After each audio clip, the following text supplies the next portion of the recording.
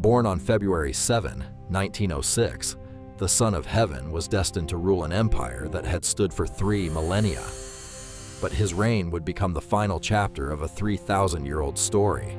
At just 3 years old, the child was lifted onto the dragon throne. He was no longer just a boy. He was now the emperor of all China, destined to carry the weight of an entire civilization on his tiny shoulders. Yet, in a cruel twist of irony, the Son of Heaven would see his world crumble. From an emperor to a prisoner, then a gardener, and finally, a common citizen, the ultimate fall from grace.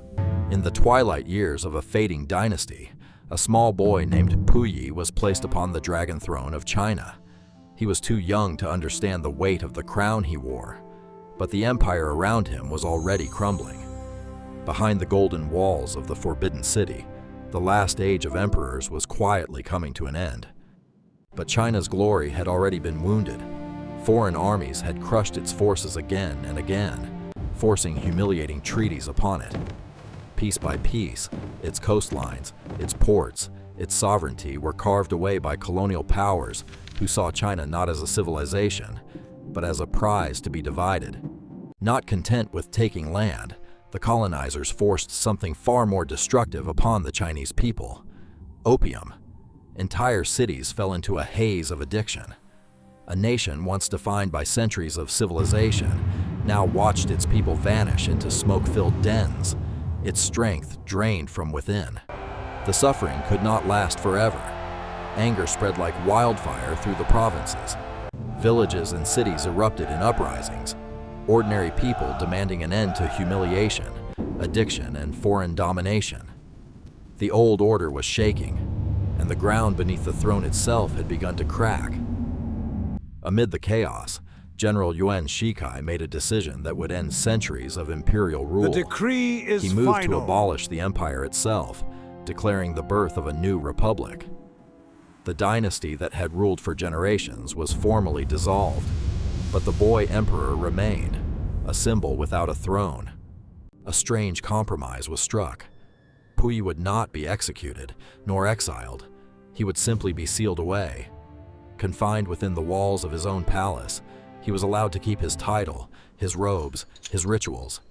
He remained emperor in name only, ruling over nothing but silence, while outside the walls, an entirely new China was being born without him.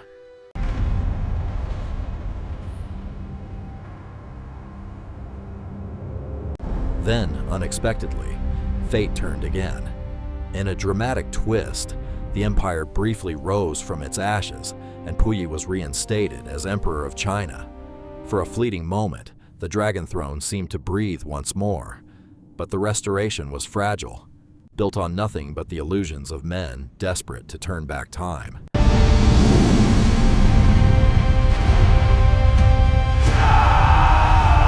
The dream did not last.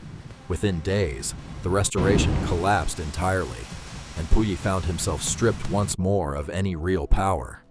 With enemies closing in and the new republic reasserting control, he had no choice but to flee the only home he had ever known.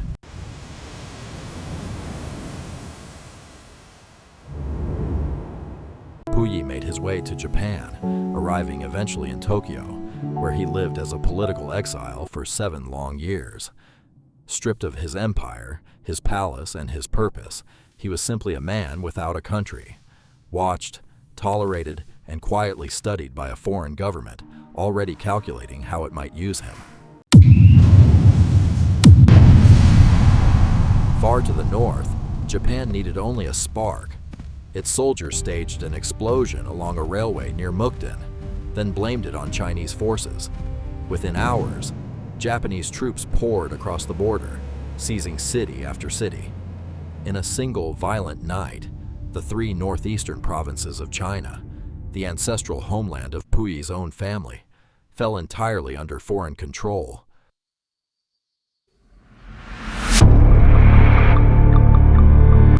Japanese agents came to Puyi with a proposal dressed as destiny. They spoke of his ancestors, of the throne his family had once ruled from that very northern land, long before Beijing. They promised him a crown again, a chance to reclaim his bloodline's homeland. Puyi listened, torn between the warning in his gut and the hope of finally becoming a ruler once more.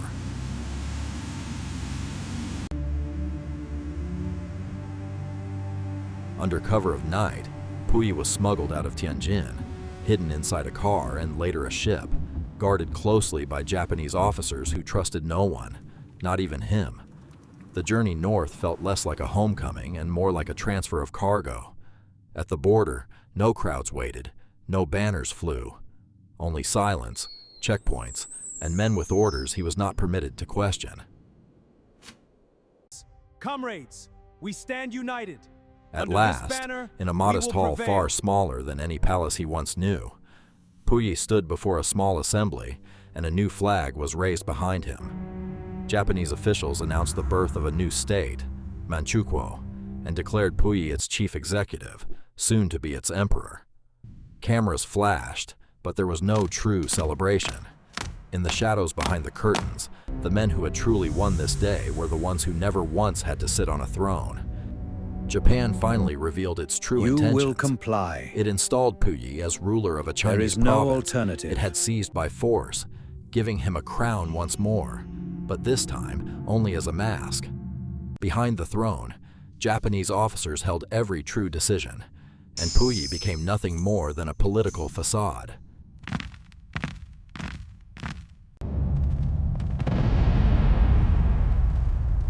When Japan launched its full invasion of China, it forced Puyi to send Chinese soldiers to fight alongside Japanese forces against their own countrymen. It was in that unbearable moment that Puyi finally understood the truth. He was never a ruler. He was a pawn, a piece moved entirely by hands that were never his own.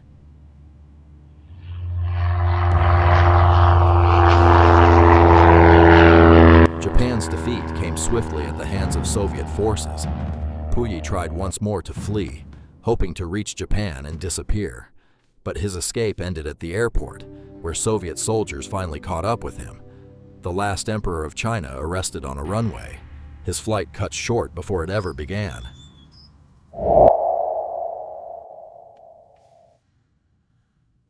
Puyi was sent to serve his sentence at the Fushun re-education camp, a place built to dismantle everything he once believed.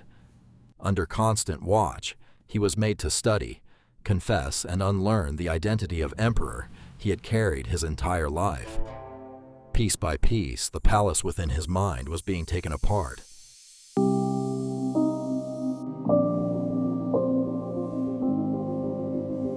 Eventually, the Soviets handed Puyi over to the new Chinese government, which continued his transformation. The last emperor, who once ruled from the dragon throne, became a humble gardener, tending plants in a public botanical garden, trying simply to live as an ordinary citizen. In his final years, his health failed, and he passed away in a hospital bed. No funeral of empire, no imperial fanfare. Puyi died as an ordinary man, and with him, the legend of the last son of heaven faded quietly into history.